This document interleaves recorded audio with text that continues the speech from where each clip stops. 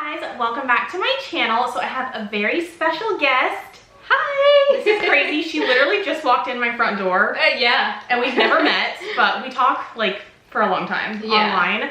Anyways, if you guys are living under a rock, this is Love Meg or Megan.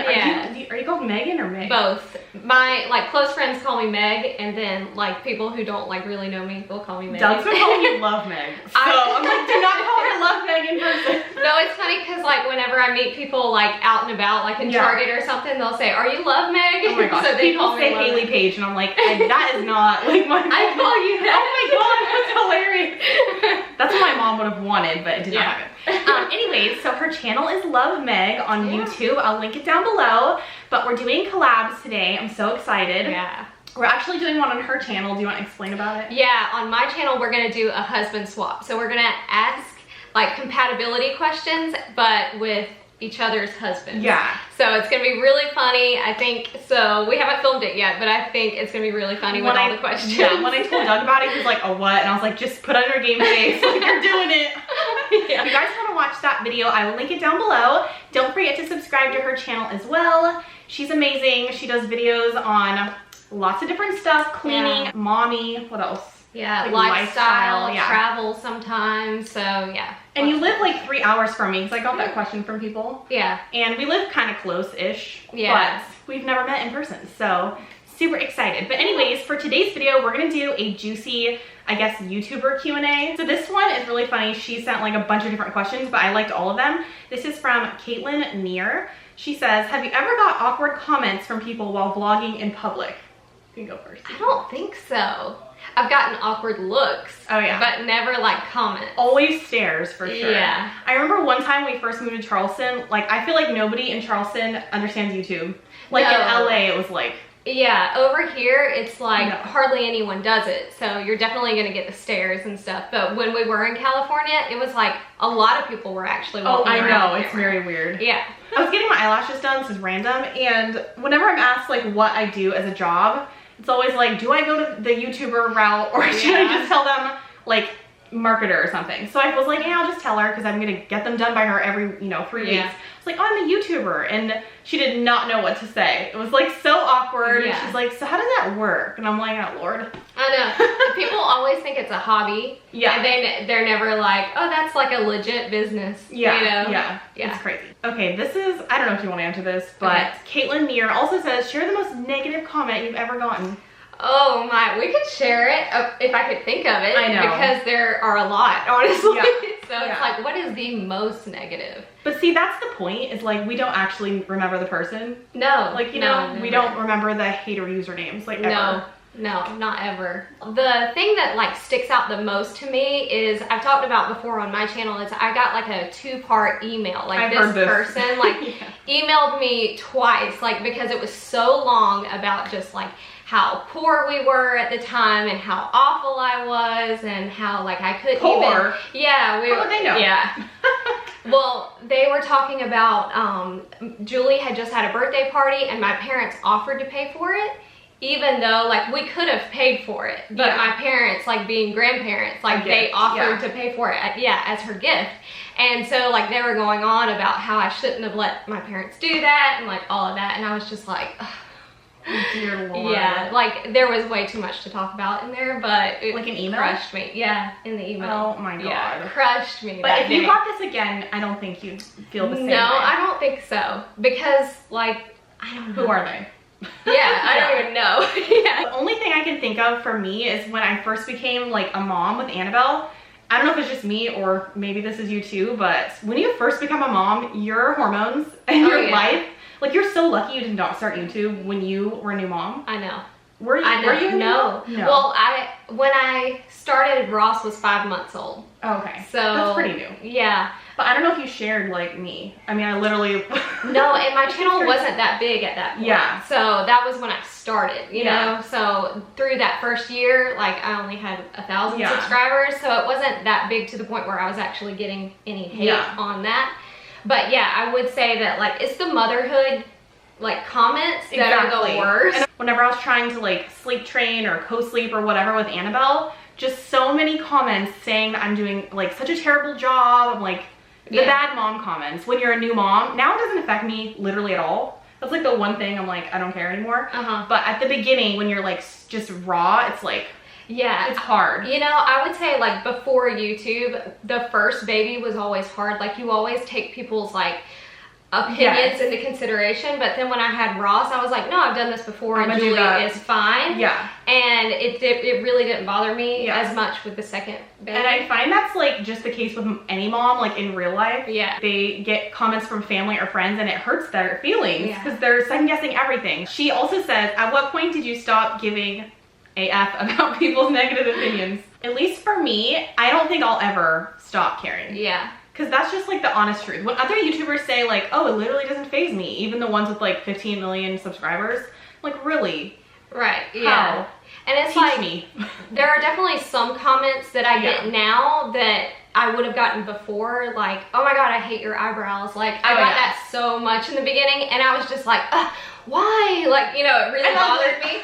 And now I'm just like, I can get those and like be fine. But then there are those that just like are like a jab in your heart. And it's just like, why did they have to say that? I know. So those will, I feel like, always get to me. But at the same time, I feel like it's much easier to like brush it off at this point too. What is one thing you wish haters understood about you that they may not see?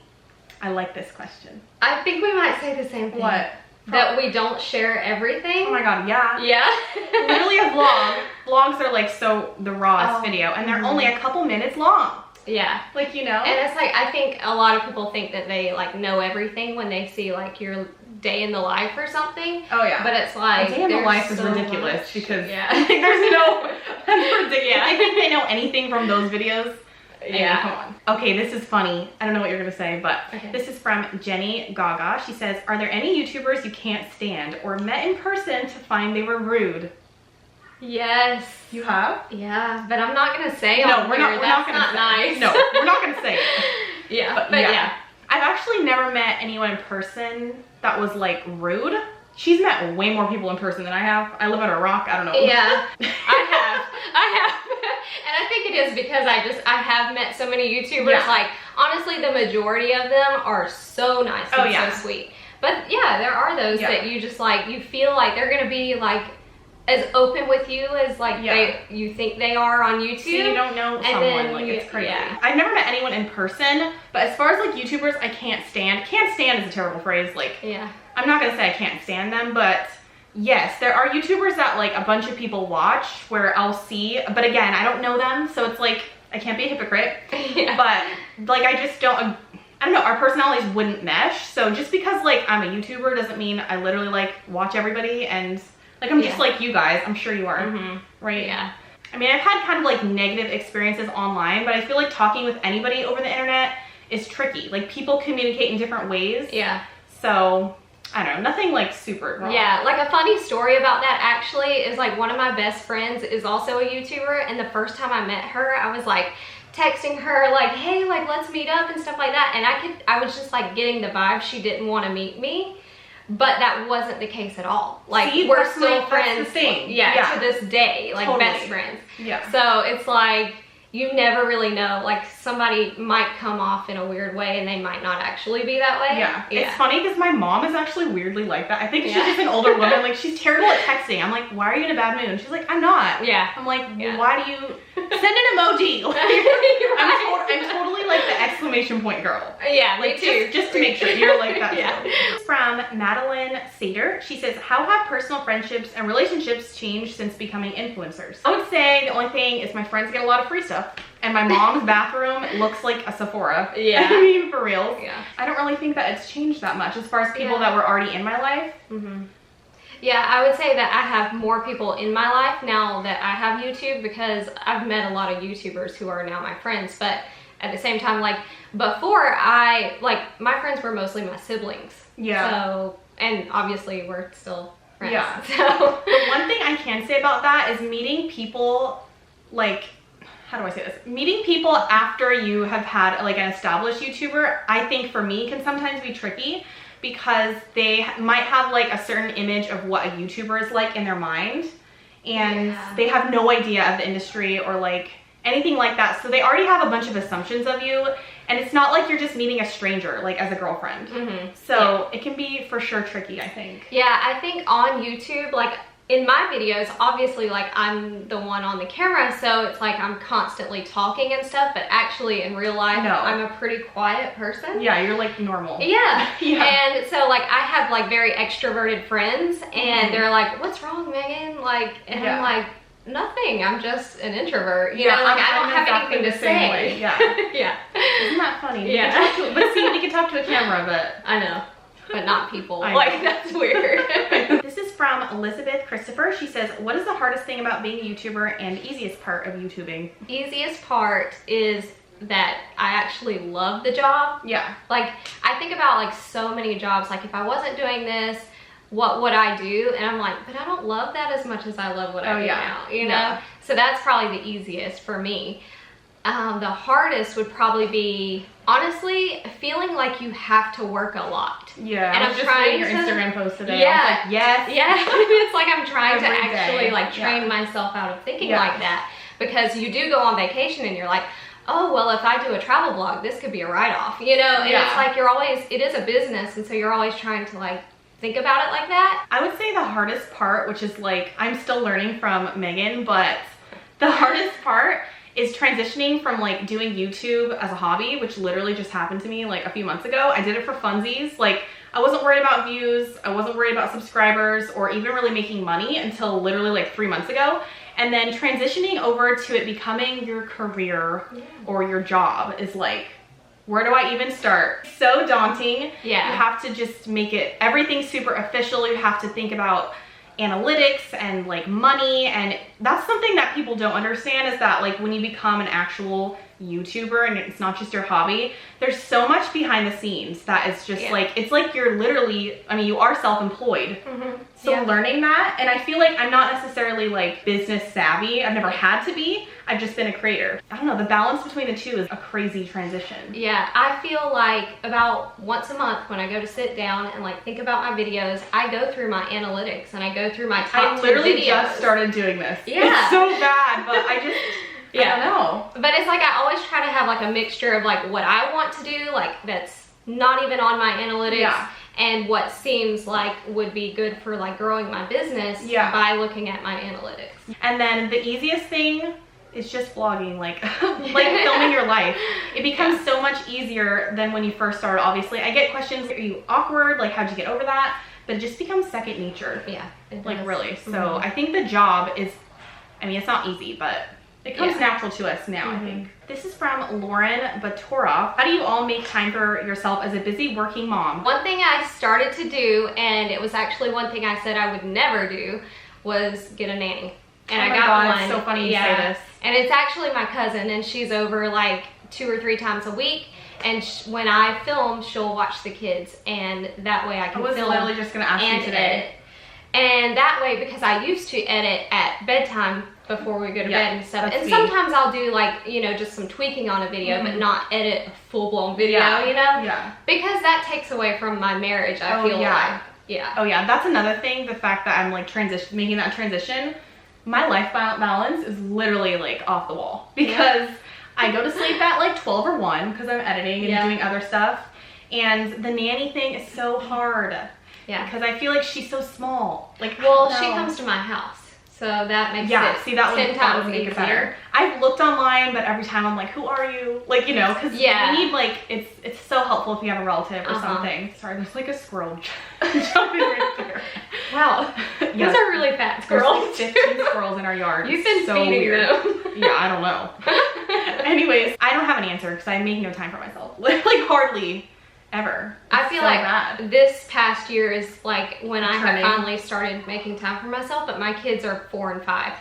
I never made time for myself before that. This past year, since I feel like I can make more time now that they're a little bit older, I will go to the spa. I get a massage every 2 weeks. Yeah, I need taking care of myself. No, it's so good. Do not feel ashamed. Anytime I watch like another YouTuber who goes to the spa, gets a facial, or you know, where I'm going with this, like a nanny or a maid, there's always comments being like, she does nothing. And I'm like, you guys have no idea.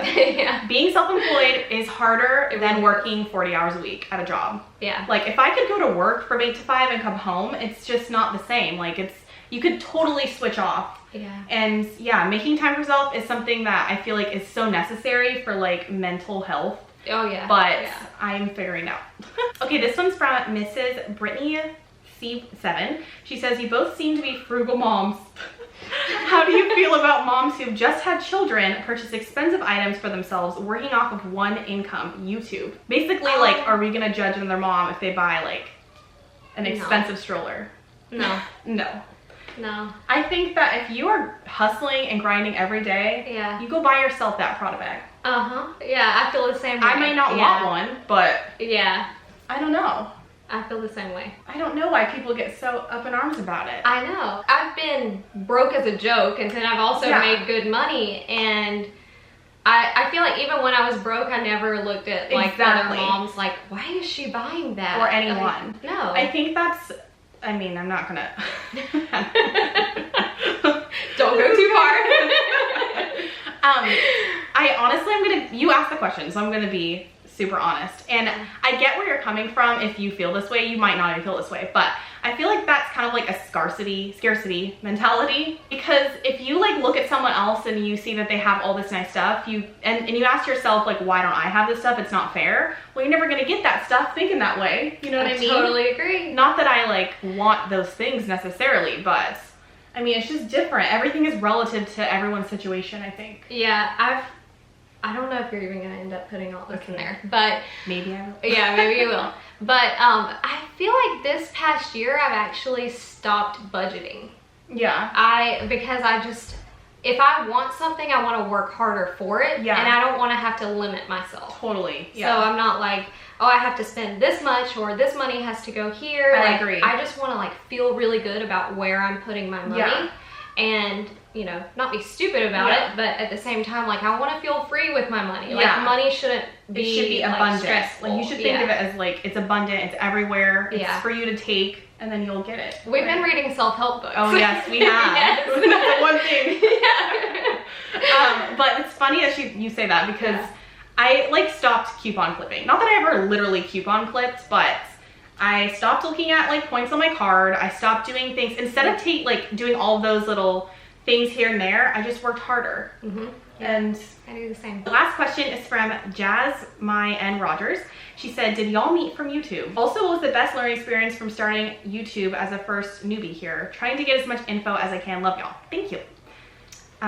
Yeah, we met from YouTube. But you literally watched a video a month ago or 2 months ago of like Doug quitting his job. And that's when you like messaged me. Yeah. The video that we did of like my husband quitting his job, and then you thought it was cool because we don't know anybody like each other. I wanted to encourage her, and to know that I was so thankful. Yeah, that like we've been doing this for like a year now where Justin hasn't been working, so it's like whenever I see that, I know how much hate you're gonna get for that, and like I want to be the person to go over and be like, good for you, like encouraging. So I was like, I have to like message her. I was so thankful because people don't like it. I don't know. It is what it is. But if they had the opportunity, I think they do it. Definitely. But anyways, your second part to the question was like tips for YouTubers, like new YouTubers. I would say look at your top 10 videos on your analytics. I never did that before until like I went through like a Skype class with my network, and they really taught me how to like what do you mean look at your top 10? Like see what is best performing? In the last 30 days it'll tell you what's best performing, what's making you most money, and things like that. So they kind of like go through all your analytics and tell you what your top 10 are. And so I go through those and I try to figure out like if there is a Dollar Tree shop with me going viral, then I will do a let's say Dollar Tree date night challenge or something like along the lines, so you can like maybe not do the exact same thing, but you could do like something related. So when you mean top 10, you mean your videos? I have a lot of questions. My videos. And that's what I tell people. Don't look at anyone else's videos. Don't look at what is going viral on someone else's channel. It doesn't work, at least for me. No, me either. Like I have to know what my viewers want and not what someone else's viewers want. Interesting. That is a good You're learning. I would say that this is like definitely more general, but there's a lot of people that I feel like start and stop YouTube or take a break. You gotta go all in. Yeah. Get your equipment. I know the cameras are expensive, but you really, at least for me, I wish I would have treated it like a business from the beginning, in the fact that you do it every single day like you would your job. I mean, if you want to succeed at anything, you got to do it every day. Yeah. So just hustle every day. Like, don't treat it like a hobby, because I did that for so long and it takes longer. I don't know. You have to love it, obviously. Don't do it for money at all, because you're just going to quit. But yeah, definitely just go all in. Yeah. You have to put everything that you have, I think. Yeah, I say that my first year on YouTube was a wasted year because Same. I didn't really know what I was doing at all. And at that point, there weren't really a whole lot of mommy YouTubers. Yeah. And so I really had no one else to like go off of. Now I feel like there's a ton of mommy YouTubers and different people. Like they have like something to go off of. But for me, I was just like... shooting in the dark. Like. Anyways, thank you guys so much for watching our little Q&A. Don't forget to subscribe to Meg's channel. We are learning about each other every second. It's funny. And yeah, subscribe to mine if you're new, and I will see you guys in the next one. Bye guys.